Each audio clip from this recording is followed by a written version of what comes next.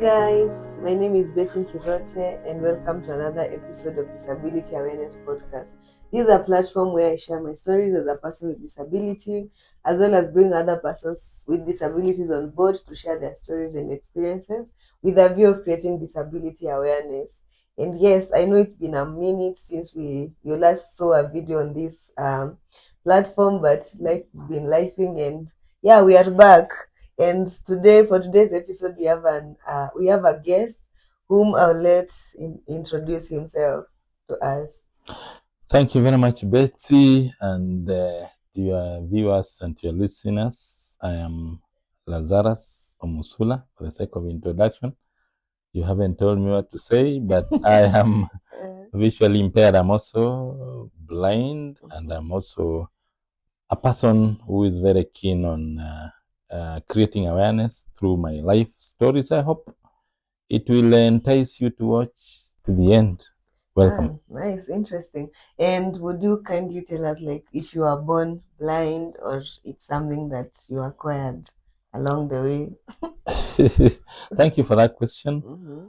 I think sometimes I always say I saw enough. And sometimes I also say I thank God that He gave me this opportunity because I was sighted. I was born sighted. Mm-hmm. Went through my the learning procedures sighted, Mm-hmm. and then worked a bit. I think worked for almost how many years? Mm-hmm. I worked for quite some years, 20 or almost, before losing sight. So while sighted? Yes, I was working while sighted. Then Mm-hmm. my sight decided to give in, and it is the sight that went. I'm still here. Feeling hungry, laughing, experiencing all the pressures of life. Yeah, so I was born sighted, to answer your question. Then I lost my sight at some point. Yeah. How has the losing of the sight shaped your life? Thank you. My loss of sight has been very interesting, even to me as a person, because I wake up every day and it's a new day. Of course, initially when I lost sight, like most people, you may know that a loss is a loss, Yeah. and it will come along with all those emotional and mental turmoils. And I went through that, but for me, it has just given me also a whole different ball game, because I have had to switch, from what I used to do to what I'm currently doing. A lot of learning, things I never knew about. Sometimes, when I'm a Christian, I'm a faith-led person. And unless your faith is put to the test, it never grows. So for me, it's been growth almost every day. When I thought I have met people who are without sight and without the ability to walk their own wheelchairs. And it's not just blindness. Some are blind and one hand is having a stroke. So it's just been an interesting journey all along. But to be honest, I went through the shock. But right now it's interesting. Yeah, and did you have to go through rehabilitation? Oh yes, I think that is also something that we should let your listeners, your viewers know that it is important. Initially, I used to think rehabilitation is only for people who have done drugs and addictions. And so some people hear the word addiction, rehabilitation, and think. I've met some asking me, when I tell them I went for rehab, they say, were you among the people who are taking those local brews for Kiambu and you lost your sight? Yeah. But incidentally, rehabilitation, yes, the one we're talking about is, occupational rehab, educational rehab. I had to go through it, and in fact, it was very important. And it's something I would always want to advocate for anybody who loses sight. Or I have also pitied the guys, because I've not seen those who lose the ability, the ability to walk or limbs. I haven't seen facilities rehab along those lines, but I wish such could be opened, because I've seen our colleagues who have a disability physical. Some are very rough, and because they've never been through a rehab program, because the rehab program essentially would help to tone down our mental turmoil. Because sometimes when I haven't accepted that I've lost sight, not because of the colleagues who are sighted, but I just accept it as I have to take it as a challenge and turn it into an opportunity. Then I will otherwise live life with hate. I will hate those who are sighted and thinking, you are not seeing, I'm blind. Why can't you give me a job, or why can't you love me if it's a relationship? Or so without rehab, it's such a crazy life. Anyway, so I went to rehab. And so what you're saying, the only rehabs for blind people? I didn't know about that. Yes. There are no rehabilitation centers for other disabilities? Not that I've seen, because I know the people mostly who lose limbs and on wheelchair. They will be taught things here and there in hospital, but like the medics don't have, because they're the ones who will rehabilitate briefly. But you see now, like for visual, especially like where I work, we normally take a program of a year or so, just to help a person. Some people say we teach them how to sleep, wake up, groom, do lipstick, give yourself, don't stay, just ragged. But essentially, that is a very critical stage. And we also offer counseling. So we are also very intentional with listening to the mental breakdown and then helping the person. In fact, our graduates from KIB, we normally tell them to help the society around them. And we also normally go even up to the family level and talk to the family, so that, because that change is not just affecting the individual, it also affects the family. So we try also to give some kind of first aid to the family, so that we don't help the person. We've told him you can go to the shop. Then the person goes back home, and be it the children or the spouse, don't go to the shop. You see now they're relapsing the person's progress. True. Yeah. Okay, that's interesting. And then, like, could you tell us, like, how does a typical day for you look like? A typical day for me when I am at work will be no, from when you wake up, like from when how you go about your day. Over my day. And some of the things maybe that you're able to do independently that might surprise people. Thank you for that question.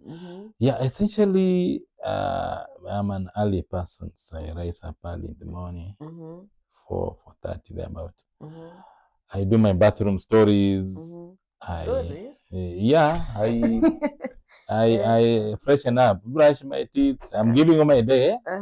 So I do a shower. I then I do some exercise. I do the exercise before I do the shower. You panic when I say bathroom, then I think you. So I do exercise, then I do my shower stories. I dress up for the day. Personally, I don't like taking breakfast in the morning. So I just finish, I dress up. Dressing up, sometime if I have wares that are, but then I'm able to pick my wares, from the dressing room. I'm able to pair them up. By yourself. If it needs to be ironed, I'll do that. By yourself. Yes, by myself. Yeah. And of course, I stay with people and the time, because sometimes one thing I would want to say at this point in time, I know maybe the listeners and the viewers will be like, where are the people you stay with? I stay with my wife, my children. And one thing I've learned, dependence. If I decide that they will do everything, sometimes they're also human, they get tired. I've always told myself, it's me who decides I'm waking up that early. It's me who's going to work. So with that attitude, is when they do organize for me, it's okay. If they don't, I'm not going to lose my emotions about it. Then I dress up. Then I take off for, okay, I prepare. Of course, I have a family, I have children. So I prepare them for the day, give them their dues, and then head off for the for the office. I go by rail, so I head for the train station. Alight in town, find my way to a matatu stage. You walk. I walk from by the yourself, without a guide. Essentially, I don't have a designated guide. Of course, the train, their colleagues sometimes we travel with. But again, I might go to the railway station and they are not there. I will not stop going. I will not refuse to board the train because they are not there. Yeah. I will board because I always tell myself there are very many eyes on there. Yeah. You know where the human beings, their eyes. True. The sight. Yeah. So I'll board the train, and then somehow God has never let me down. I always have somebody. They'll help me to the matatu. Then the public transport. From there, I alight at the stage. From the stage, I walk. Again by yourself. Yes, that one involves a bit of crossing a petrol station, roads. Then, yeah. I'm asking because I am not that strong. I personally can't. You have that fear. I am afraid of people like the cars, the motorbikes. So me, I do it. So I work actually with the aid of a white cane. I mean, it's not that difficult. And again, what I've seen with people, essentially, as if you're just a regular passing through places. And the other thing I've also learned is that when one is warm, it's very easy for people to relate. So they'll always be like, how are you, Azaras? Yeah. They help you to cross. So I'll get, of course, once in a while, I'll end up in some, accident here and there. Step in a pool of water. Those minor ones, not that falls once in a while, but generally, I never panic about those ones, because the last time I was involved is a while back. But okay, anyway, so I get to the office. I am an instructor, so then I'll get there. I do my signing for the register. Then I prepare my lesson in readiness for my clients, and they come in, deliver the lesson. After that, back when I'm heading back home, I just actually nowadays I use what do you call it, Uber. I use a bit of Uber because of my timing. And I leave a little bit late, but before I would just come the same way, public transport, and then back to the matatu, then railway. But right now I use an Uber. I'll order for a bike to the railway station, and then the reverse and back home. Yeah. But I work independently. Yeah, I don't have the fears of my. And you are good with directions, because I'm not. Personally, I'm poor with directions. You tell me to go this way, I cannot keep a straight line, so it's a problem. No, me, I'm okay. I mean, one of the things I've enjoyed, because even at my workplace, the first time I was told I was being sent off the station where I work, I was very afraid. I was like, what will happen? But my boss called me and he told me, I'm sending you to Mombasa. There was to be an exhibition or something. So he told me, you're going to Mombasa to this place. So find your way, how you'll reach there. It was so scary. But somehow I realized even the public transport people, they are very friendly. For as long as you're friendly to them, that's true. They will always give you direction. So I went. So that fear, what I've known is you overcome fear by faith. True. If you're just hopeful, you just keep hope alive. Then you don't have to panic. Because like even today when I was coming over this end, I stayed the other side of town, but I just came. I asked people and I interrogate, and they're like, they know where I want to go. I came. So And you here have I to am. be open to facing your fears. Absolutely. And also be open to asking people to Absolutely. show you around, right? Absolutely, yes. Yeah, that's nice. And Mhm. then I just wanted to find out like how, like, are there some of the things that you do by yourself Mhm. that like might, I had asked you that question before, like Mhm. might surprise people because obviously people believe or have these beliefs that we blind people cannot do certain things by themselves. Are there some of the things that you do in the course of your day that you're able to do by yourself that you feel might surprise people? Yeah, I think quite a bit Mm-hmm. because Like walking me, I'm uh-huh. Ah, quite a bit. Somebody Uh, was telling me, I mm, think, I don't know when there's a time I got an accident of my tooth. mm-hmm, Your viewers might see my dental formula is not as intact as it was before. mm-hmm, So I lost a tooth, and somebody helped me to the hospital. Then, mm-hmm, after I finished being treated, it was actually in the night. It mm-hmm, was around 10, mm-hmm, 10, 11 in the night. mm-hmm, So this guy helped me to a motorbike, a rider. mm-hmm, So the rider, this guy was telling me the story after, because the rider just told me, "Where am I taking him?" And then I told him, "No, mm, ask me where I'm going." yeah, So I told him I'm going to this, and this place. So mm, he went. We were reaching somewhere. I tell him after the bump, turn mm. right. Then we go Cabro, proceed. uh, How do I? Oh, then after that, turn left. I Look, and so he uh, reached, and uh, so incidentally, the colleague who had helped me mm, had decided he waits until this rider guy comes back. mm, Then the rider came back. mm, So the guy asked him, "Did you deliver my guy correctly?" mm. So the guy was like, "This guy, I think you tell me he doesn't see. Yeah, I think he sees because he yeah. was giving me direction and he reached like that." Yeah, So and that thing of the bumps, like you're able to tell. I'm able to tell. I pass that route every day. Uh-huh. Yeah, and I mean, okay, so I don't know. Mm, There are things we take for granted. They're mm, obvious. yeah. Obviously, when I was losing my sight, I also Mm, didn't know mm-hmm, that I can't run at home. Actually, one other thing that somebody was telling me in church mm, where I fellowship, yeah. somebody was telling me that they use me Mm-hmm, as a model mm-hmm, to talk to their, I don't know, spouses or something. Because most of mm, the time I go to church with my wife, mm-hmm, and they're like, "Why can't you be like this gentleman? With this couple, they live a very happy life with the mm, children and wife, yeah. in spite of the fact I can't see." Uh-huh. So people, I think there's Mm, a time. Okay, I also didn't know that mm, people who are blind can marry and be married and give mm-hmm, birth to children. mm-hmm, And there are people who have asked me, "Do you have children?" Yes. mm, Are they blind? mm, No, my children are not blind. yeah.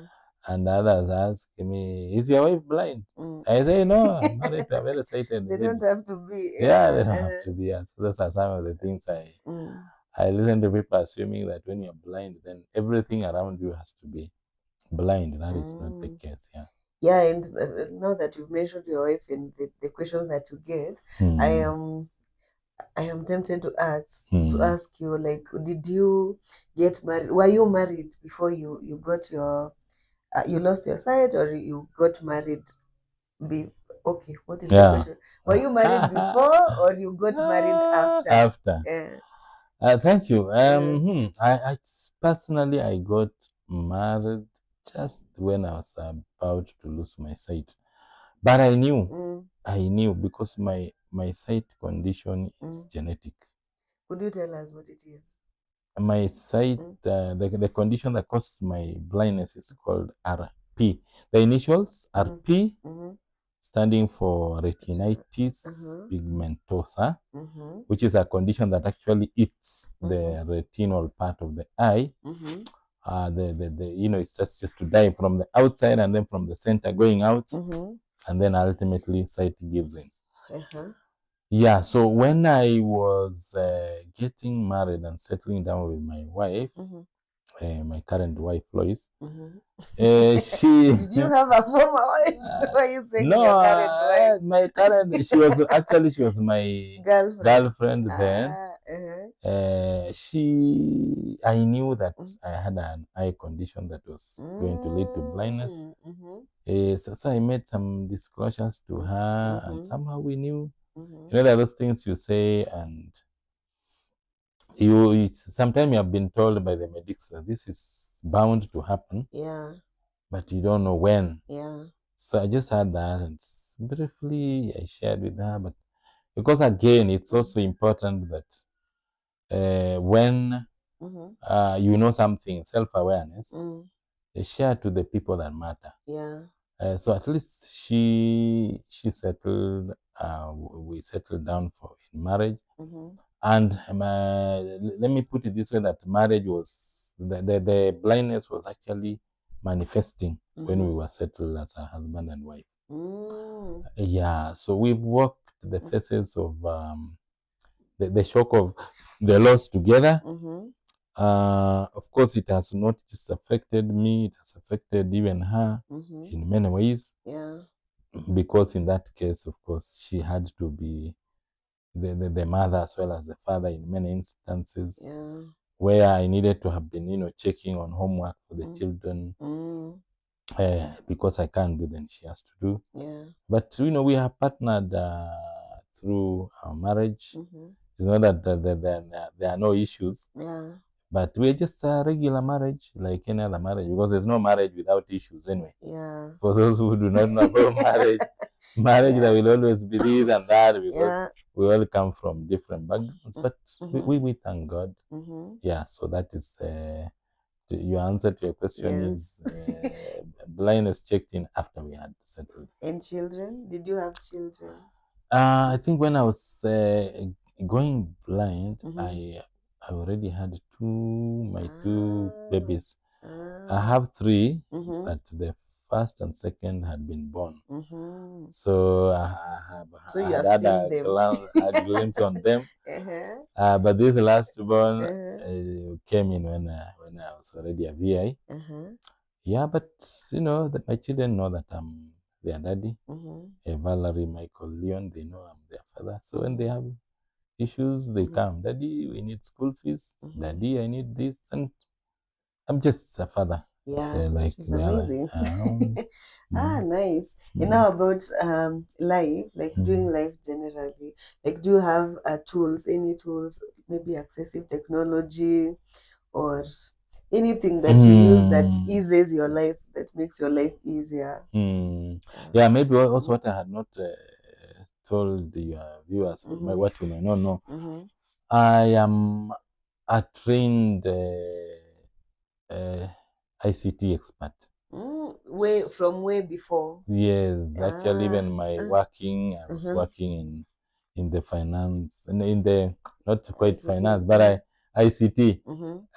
So I am actually an ICT expert that cannot see. So of course, because when I work, that is the tool I use to empower the colleagues that come. Yeah, so I of course I use technology, computers. I use a smartphone. I think just the other day I got onto some soft braille. I know they exist.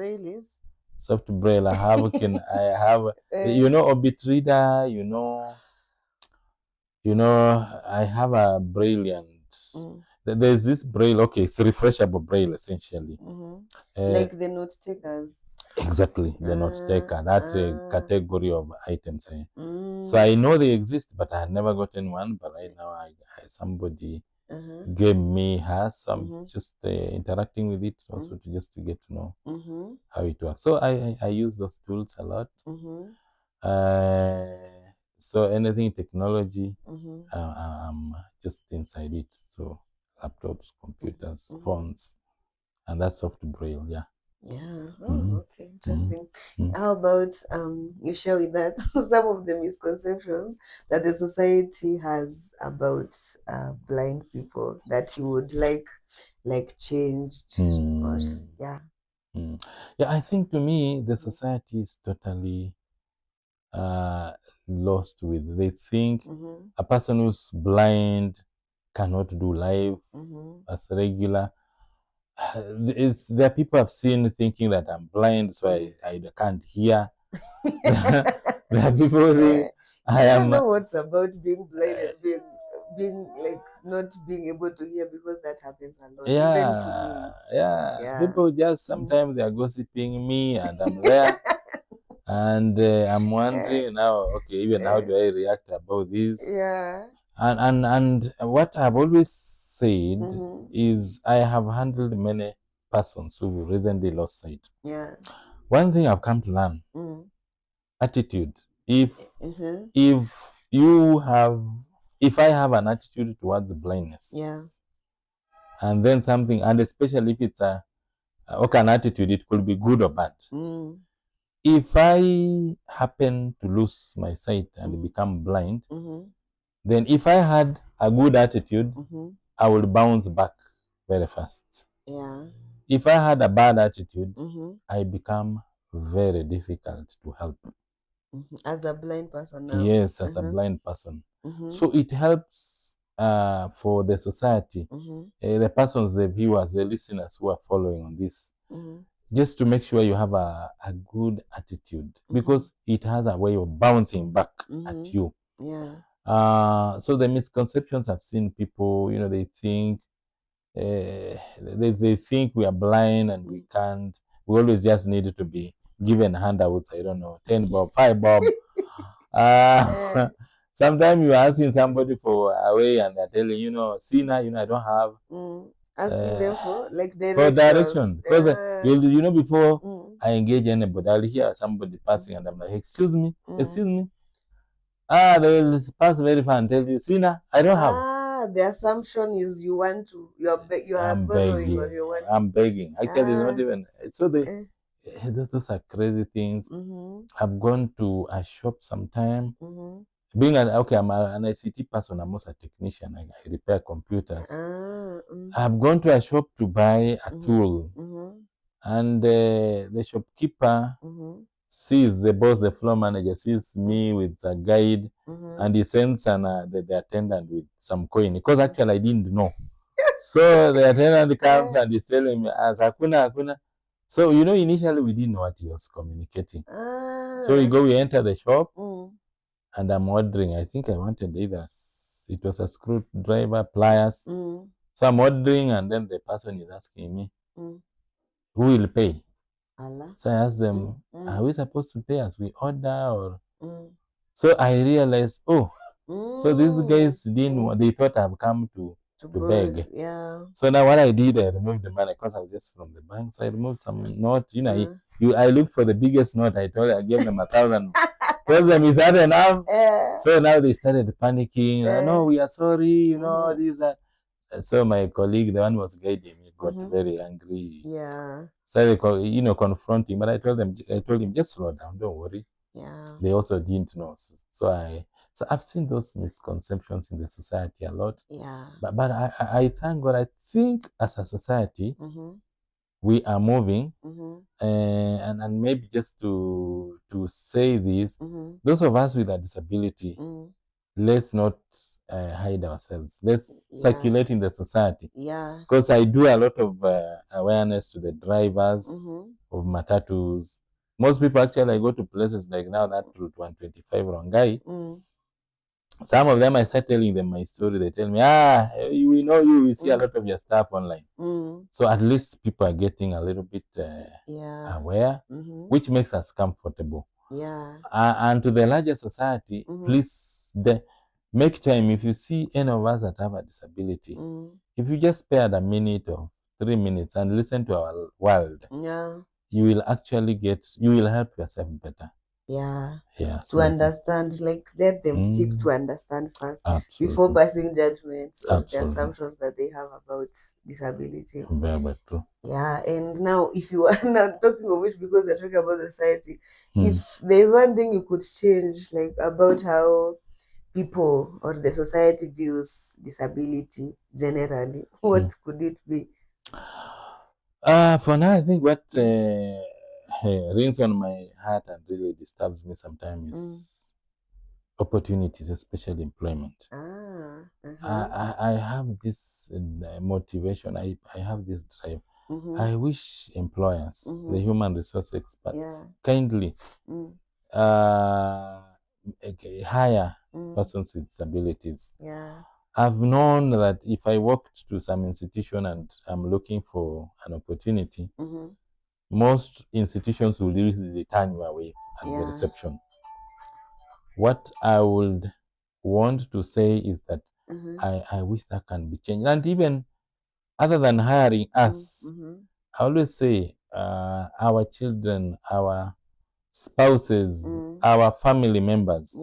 If actually, because sometimes families sometimes will have to sacrifice resources to support us, because when you see we are with a disability, some of us lost out of sickness, and those sicknesses are generally quite expensive. So sometimes you'll find members of the families lost out on opportunities, maybe going to school because that money was being used to take care of one of us.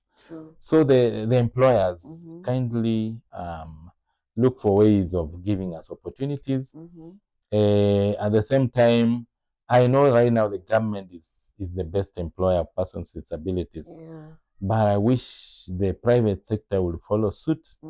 Some people think it's too expensive to hire us, but it is not. There are always ways we can model that and make it affordable, because we want just equal opportunities. Because, for instance, I can't see, but my stomach will need to eat.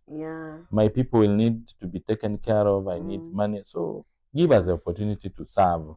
As long as you have the skill. Absolutely. Absolutely. Which you by the time you're applying for a job, by the time you're going, maybe you're tarmacking or all those things, you know you have the skill, you know you have the qualifications. Absolutely. It's a matter of them giving us opportunities. Absolutely. Yes. And now talking to the general society, like those persons without disabilities, what can they do, like to create inclusion?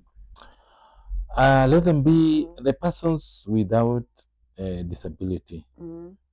Kindly be intentional in creating accommodative environments. Have been to several exhibitions, and exhibitions are essentially public expositions just to showcase like what KIB does. I've been to many of those things, like when you go to Nairobi show, and there are people you tell that you need to have a ramp in your structures. You need to have adjustments to be inclusive. And some people will say, I've never had a person with this wheelchair coming to visit. And I would want to say this. When you make accommodations, when you actually make adjustments to accommodate, it's always preparation, because we are told the disability, you can catch it either by sickness, by accident, by genetics. And one of the other reasons you can catch disability is age. True. All of us age. And if we are not taking care of the accommodations, you might find yourself the one needing that accommodation. True. So before it happens, why can't we be proactive and make sure that the society is actually accommodative, that we have ramps, we have lifts. The lifts should have audio to tell us the floors. And we have environments that when you lose your sight or you lose your limb, you are not shocked because of the world you are going into.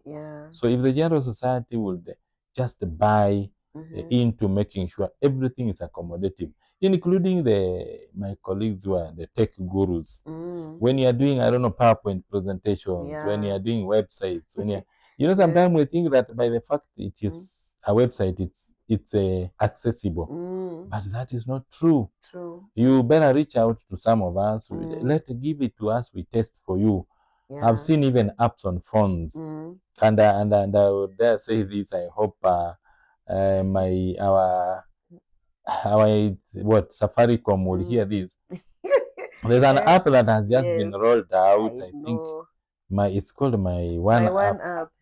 It is not accessible. Chaotic. It is. I wish you guys could come over, give it to us to test it for True. you, so that, because if you are rolling it out, make sure that it is accommodating It's us. such a mess. Yeah. So kindly, the society, make sure, don't think. Yeah. Just come and let's do a hands-on. We are there. We are not necessarily, because if you are making for us, then make sure we are actually testing to tell you it's okay. True. And most of these things are very small adjustments, and the thing goes. Yeah. Because at my one app for Safaricom, there are places the focus can't go, and now it locks up my money. So I wonder, I want to be participating, but I'm stranded. So the general society make adjustments to accommodate us. Yeah, before they launch those their apps and their website, put an effort like to contract even these societies or institutions that deal with persons with disabilities. True. They are an easy contact, right? Absolutely. To get to someone who can like do some testing for your project or your apps, so that before you roll them out, you're sure like they are going to be accessible. Because as he said, my Safaricom app is problematic. It's not accessible at all, at all. Thank you. Yeah, and now I will get you to another thing that I am curious to know, like some of the barriers or some of the challenges you experience in your day-to-day life as a PWD, as a person with disability. Yeah, what are some of the barriers? Barriers are still quite a number. I use, like, for instance, I told you I use the train. There are times I talk with these guys that you go, you pay, they give you a receipt. These receipts I cannot tell. Oh, the train, you're given a receipt. I've never used that there's a train. ticket actually you're given. Now that ticket, there's no way I can read. I might give more money, they give me a ticket for less. Or they give me a ticket. So some of these things are, they're very, and I talk to these guys. Sometimes I've met them doing constructions, because like sometimes I've talked of even the government when they're doing roadworks. Sometimes they never think about persons with disabilities before venturing into a project. So that may they make an alternative passageway for PWDs before they embark on the main project. Because I've had places you go and you find boulders. You left the road when it was okay. Like currently, I think in town they are doing, I think, cabros. So you go to a pavement, you find the whole thing is just a mess. And you're used to passing through that place, yes, and you left it okay. Yes. But the next time you come, they have already put those. And that's the only way you know. Yeah.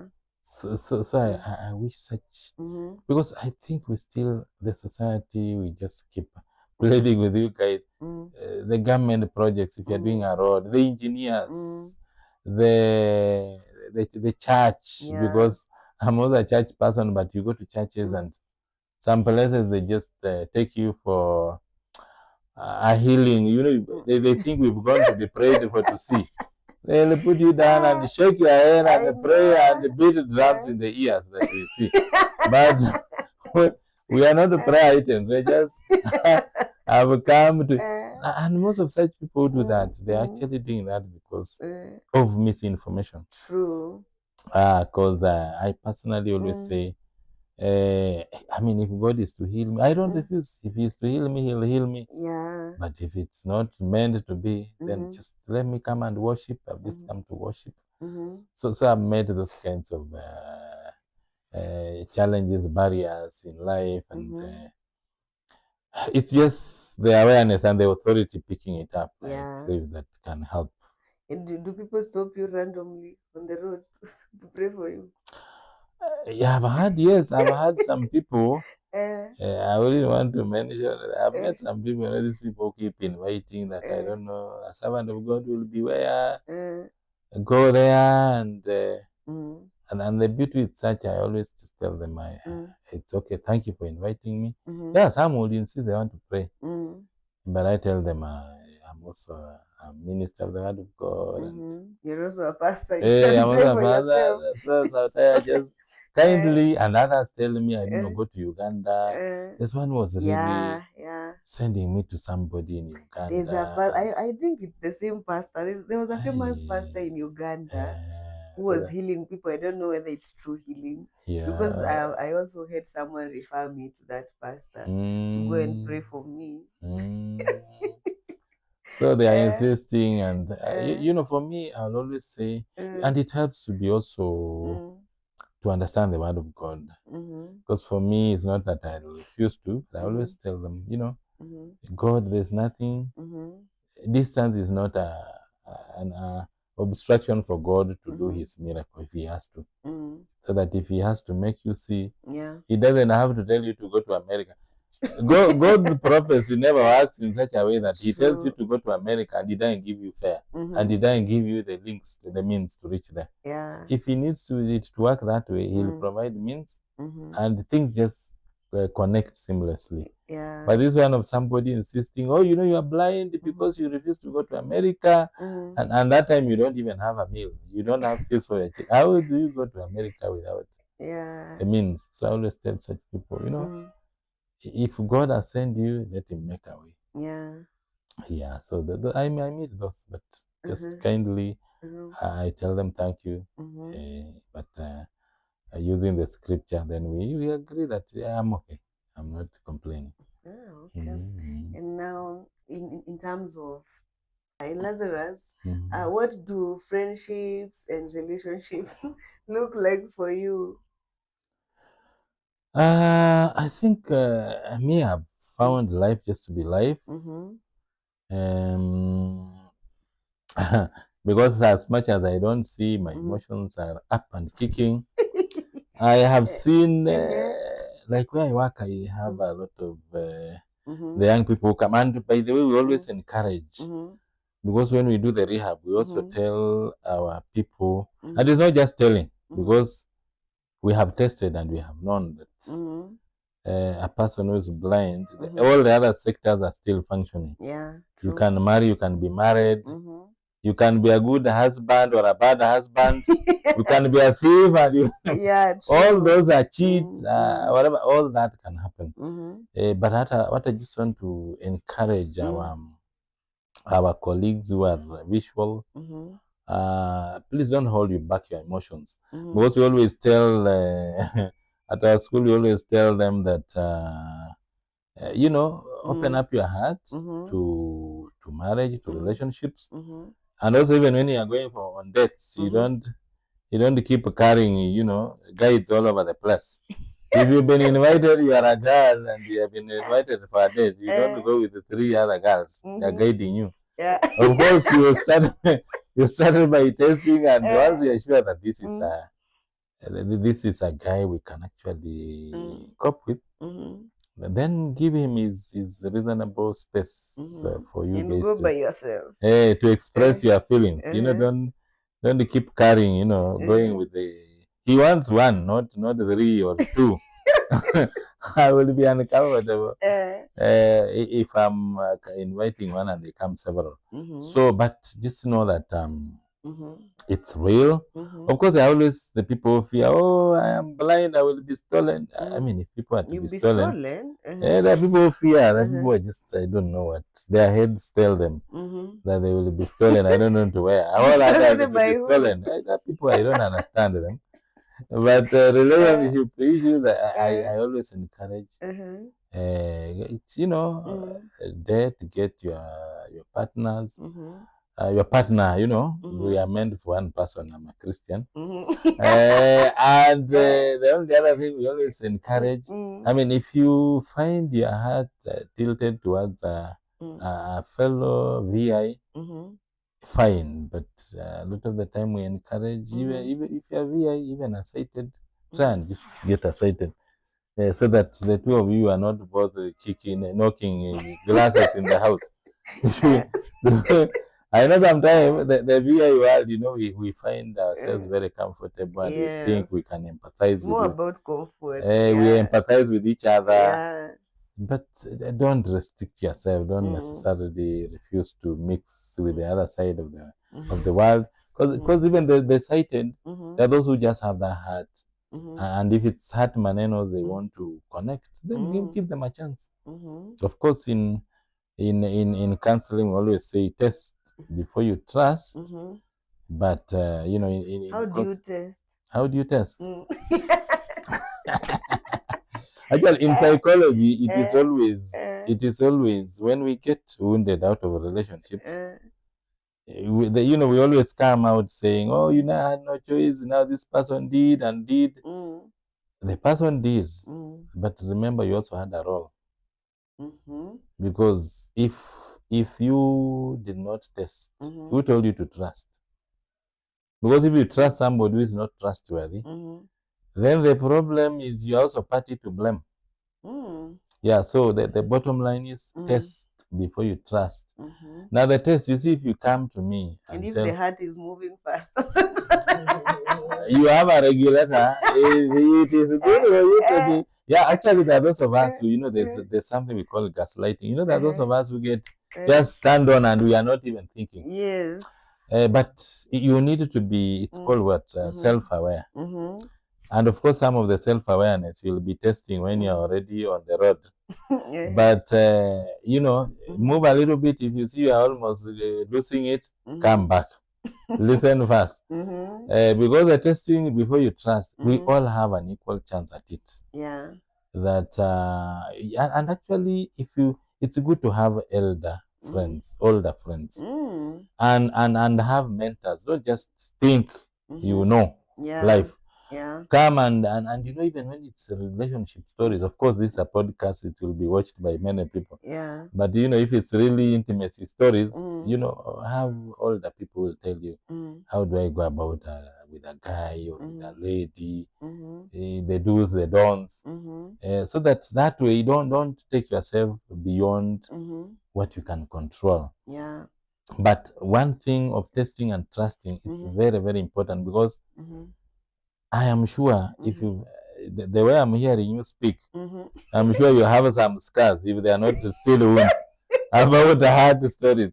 So those relationship stories can leave you with very serious scars. It's a wound before it becomes a scar. Yes. It's a scar when you have healed. So, so what are you going to ask? No, for me, now you are an elder, and you said you talk to elders. Yes, no problem. Now, as a person with disability, I'm asking on behalf of most of us. I'm not saying it's something I'm going through, but I'm just asking. Yes.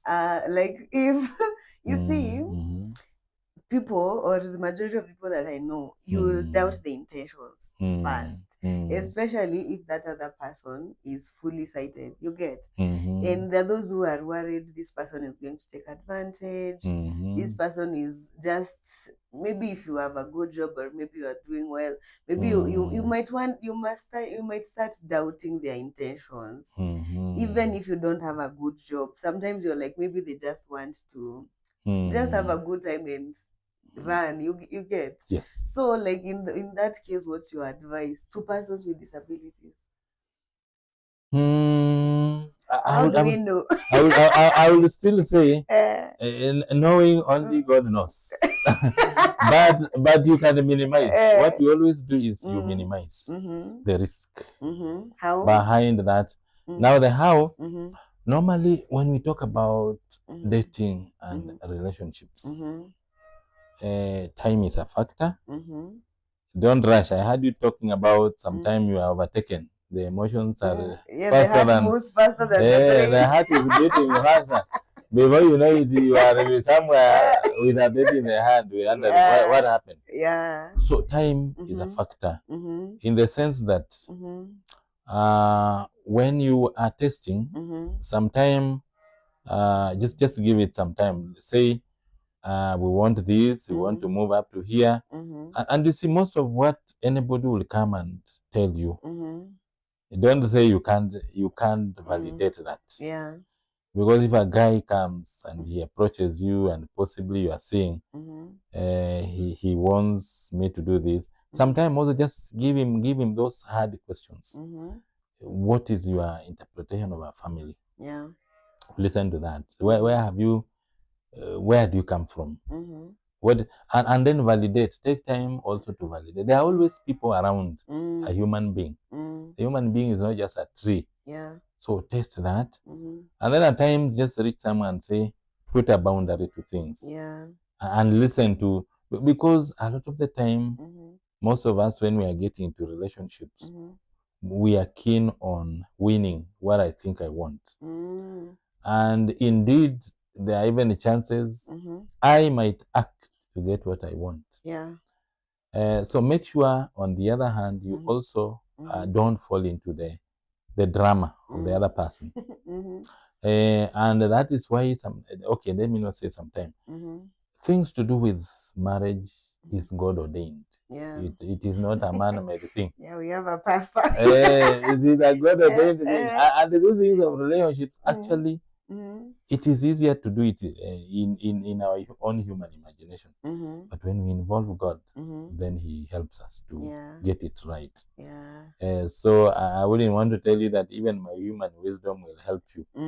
Because But your wisdom. no, I try it. Yeah. I will say it's all glory to God, because it's not my own thing. Yeah. So to be honest, I have seen people who go through the pain of having been taken on a lane of a wrong relationship, taken advantage of, they've lost, and the biggest loss is that trust. Yeah. Because when you get dented, when your trust is disturbed, sometimes you might never trust anybody again. Yeah, and I've this is had, for both. it's for both. Those with or without disabilities, right? That's the thing. Yeah. And now you see the ones with disabilities. Sometimes it's worse because you thought, now maybe I wouldn't be loved. I've met people who confess and say, actually they ask, would I be loved when I am blind? I used to think that before. Yeah, it's very when I easy. started, like, it's not even long time ago. Like, you don't. I think it just comes. You find yourself asking yourself those questions. Yes. Will someone ever love me? Yes. Is there anyone who can accept me? Yeah, and at times when somebody just shows you that comes and shows like they love you, you don't even want to waste time. You just want to go swift and get there. Yeah. But take your time. By the way, love is about giving. Love is about sacrifice. If somebody is really after your heart, look at their commitment, because that's one thing that I've always known, that there are those who will tell you, if you're a girl, oh, you know me, I want to do this, I want to go to school, they are giving you time. They tell you, I'm giving you time, think about it, and also prayerfully, because let it not just be somebody who wants to take advantage. True. So when, to me, I'll advise, take time to test this person, if possible. I told you about people.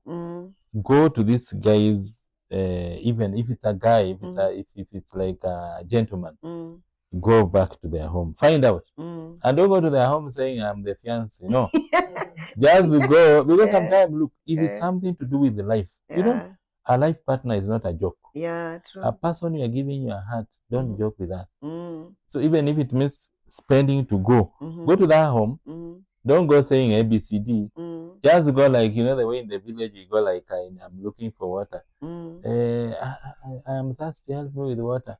By the way, is this I'm looking for so and so, because the person possibly told you he has a sister, and the sister is not there. I'm looking for so and so.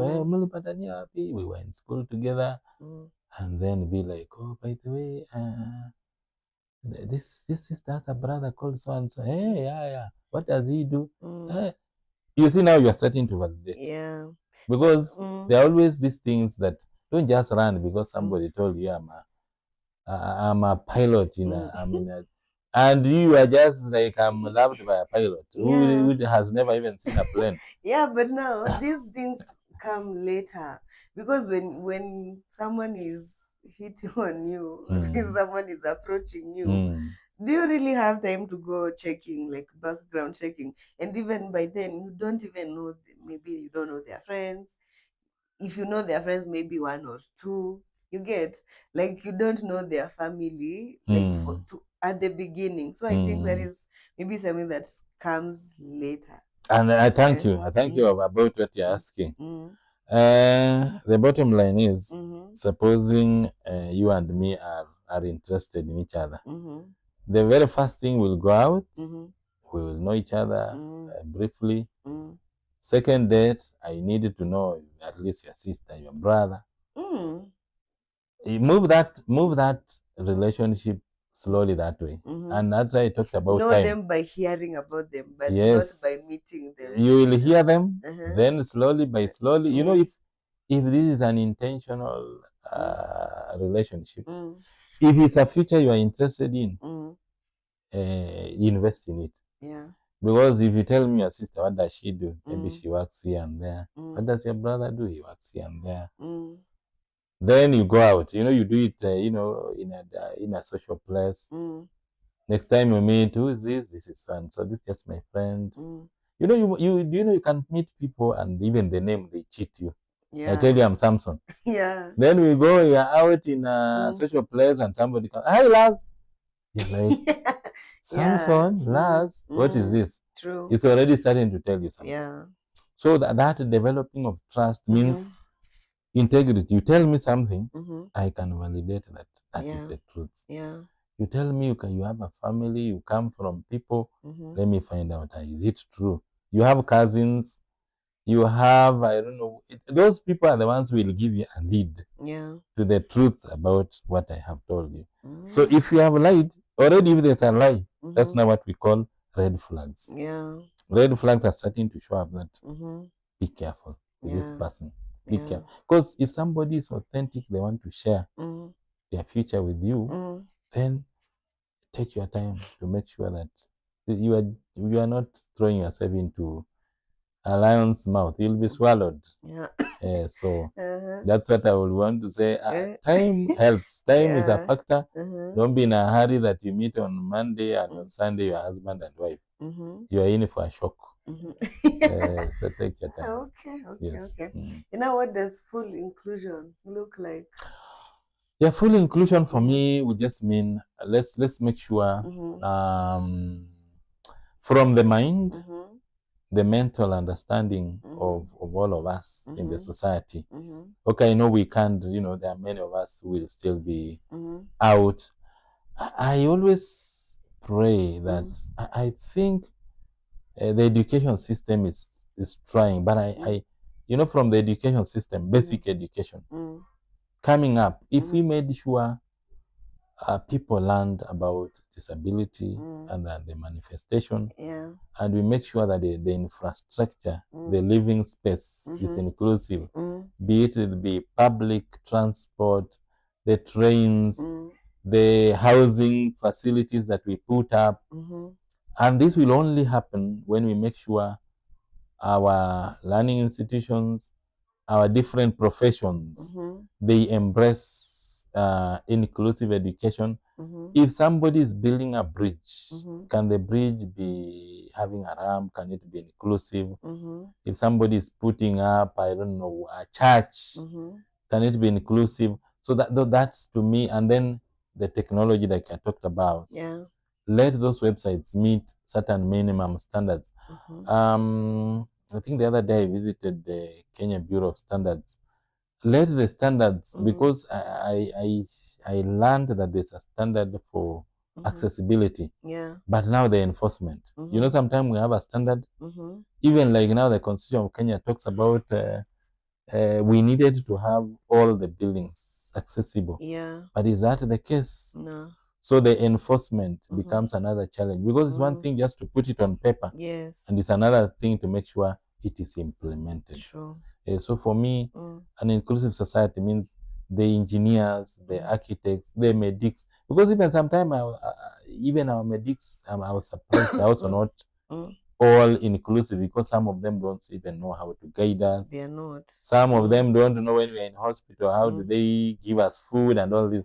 So all these professions, they all needed to be overhauled.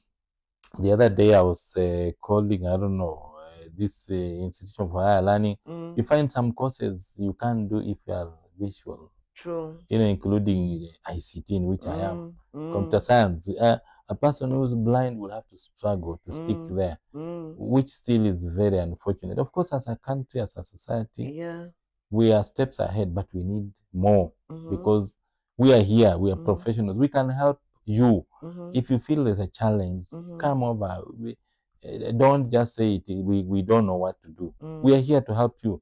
Come to these institutions where we work, Kenya Institute for the Blind, the Society for the Blind, Kenya Institute of Special Education. Come there and ask, I have this, I want to do this, I can't. So that's the only way we will. And I'm sure we are not far. Do you think those institutions are doing enough? Like including your institution. Do you think those institutions, I'm not putting you on the spot. No, it's okay. It's okay. Do you think they are doing enough, including now the National Council for Persons with Disabilities, to create awareness or even to bring people to understand, even including employers, like when you're faced with these challenges or when you want to build or create an inclusive society, environment for persons with disabilities, this is what you do, this is where you can find help, we exist. Do you think they're doing enough?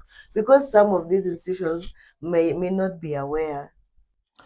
Thank you. I think to your question, I think we are not doing enough. The institutions are not doing enough. What I know, including the National Council, these are government-funded institutions. And one of the drawbacks I have known is that some of our institutions have specific mandates. And lack of some of the mandates to create awareness becomes another challenge. However, I always wish we could do more because one of the biggest challenges with our society is awareness creation. I wish that could be done more louder than it's happening. And the awareness should be done not by, say, the regulars, but I wish we could be used, more of us were persons with disabilities. Talk about, the political rallies, talk about the public functions, talk about and showcasing testimonials, those of you that or those of us that are in the society serving. I wish those testimonials could be more broadcast. I wish even this podcast people could follow more than we could make it viral, let people know that we exist, that we can do this and that, as opposed to just we do and they remain in the archives. So to me, I think the institutions I've talked about are trying, but at times what I've seen, the institutions will only be impactful in scenarios where there's a person that is blind or something. But reaching the bigger mass, I think we need to do a little bit more. And I know the government possibly could be such a rider, but even at our own individual levels, let's try and just be interested in knowing, so that, like I said, when we find ourselves in certain conditions, we are helpable and we are also more positive. Because like I said, helping a person who is already not believing in the help becomes very difficult. True.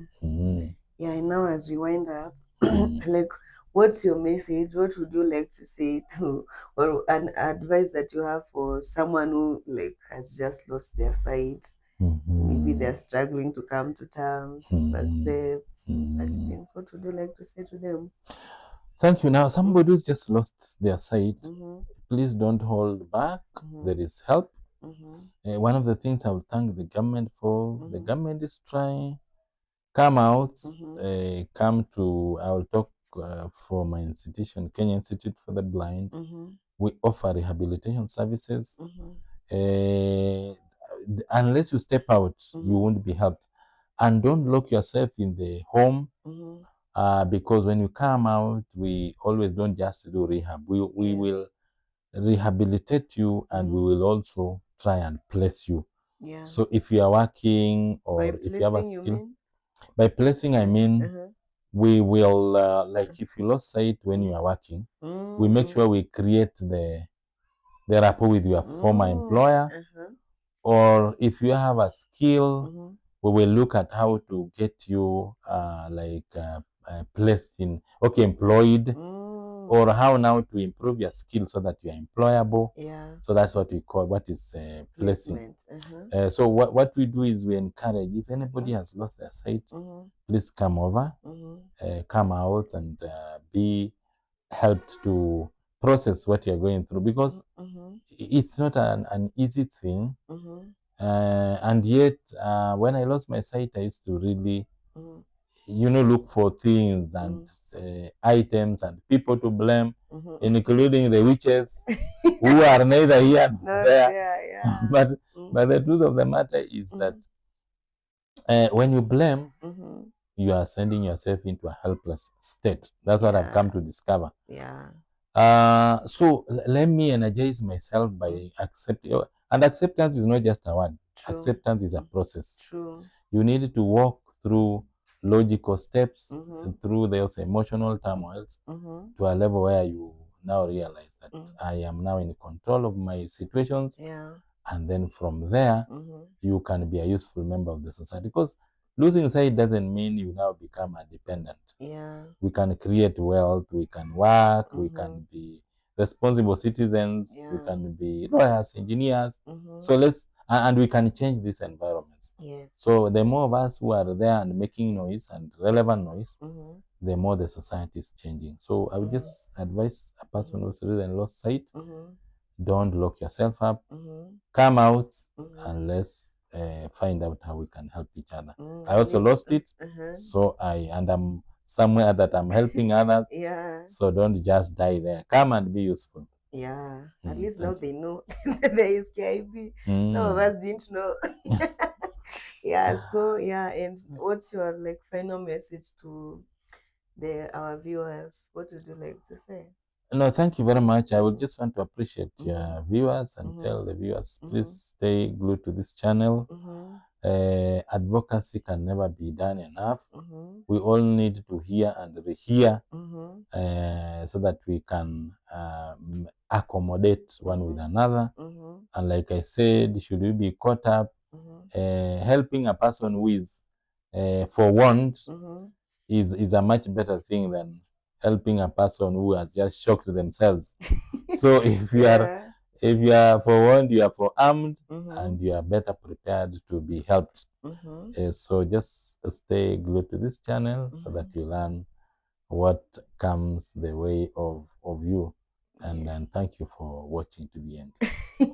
Yeah, I also thank you for honoring our invite and coming to this show. It's been an honor having you.